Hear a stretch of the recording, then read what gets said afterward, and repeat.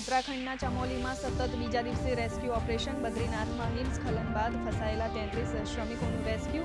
અન્ય 22 શ્રમિકોની ચાલી રહી છે શોધખોળ. પ્રધાનમંત્રી નરેન્દ્ર મોદી ઘટના પર રાખી રહ્યા છે નજર.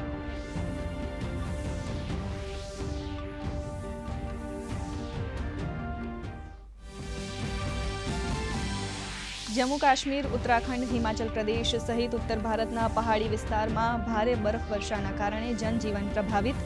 કુલ્લુ નજીક ભૂસ્ખલનના કારણે ઘણા મકાનોને નુકસાન. પ્રશાસને જાહેર કર્યું એલર્ટ.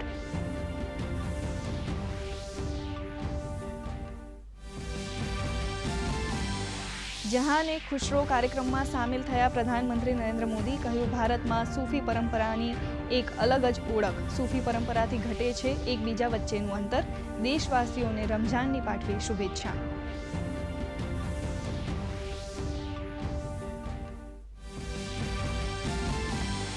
બજેટ 2025-26માં કૃષિ અને ગ્રામીણ સમૃદ્ધિ અંગે વેબિનાર. પ્રધાનમંત્રી નરેન્દ્ર મોદી વિડીયો કોન્ફરન્સના માધ્યમથી કરશે સંબોધન.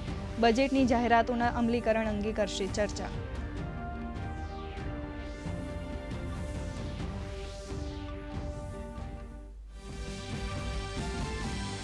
પ્રધાનમંત્રી નરેન્દ્ર મોદી આજથી 3 દિવસ ગુજરાતના મહેમાન.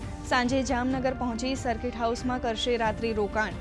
આવતીકાલે જામનગરમાં વન તારાની લેશે મુલાકાત. 3જી માર્ચે જૂનાગઢમાં પ્રધાનમંત્રીની અધ્યક્ષતામાં યોજાશે નેશનલ વાઇલ્ડ લાઇફની બેઠક.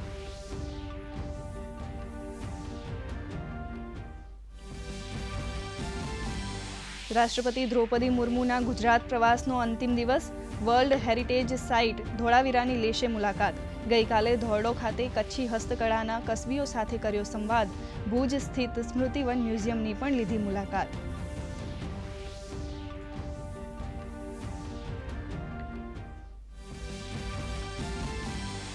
સુરેન્દ્રનગરના લીંબડીમાં આગ લાગતા 3 લોકોએ ગુમાવ્યો જીવ. કાર અને મકાનમાં આગ લાગ્યા બાદ ગેસ સિલિન્ડરમાં થયો હતો બ્લાસ્ટ. એક ઘાયલની ચાલી રહી છે સારવાર.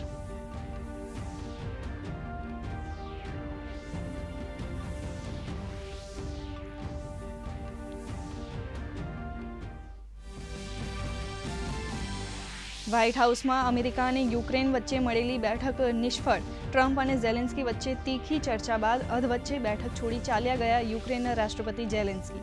ટ્રમ્પે સ્પષ્ટ શબ્દોમાં કહ્યું, રશિયા સાથે યુક્રેન સમજૂતી કરે નહીં તો અમેરિકા નહીં આપે સાથ.